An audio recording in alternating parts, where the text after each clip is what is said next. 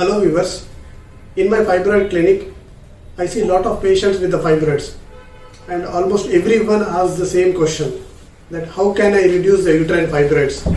I am Dr. Shaileshkumar Garge, fibroid specialist at Citi Vascular Hospital, and I have treated thousands of patients of fibroids. If you have not subscribed to our channel yet, please subscribe for more such useful information. So without wasting time, let's begin.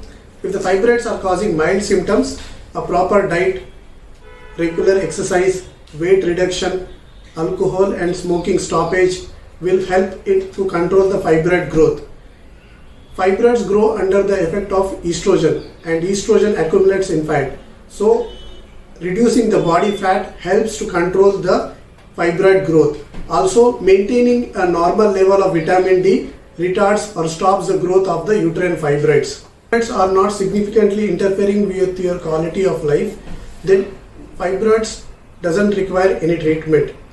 However, you need to regularly undergo the examination and if required the ultrasound scan to see that the fibroids are not growing.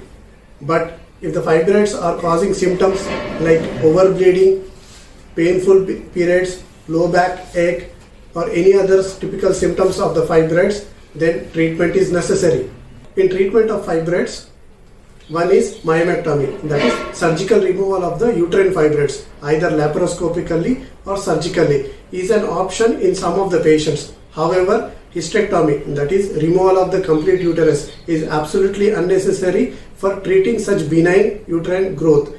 This is because there is completely non-surgical option that has almost 95% success rate, and this option is called uterine fibroid embolization and is one of the most effective treatment options for uterine fibroids. If you have any questions or doubts, please put them in the comment box. I personally read each and every comment and will try to give the answer in our next video.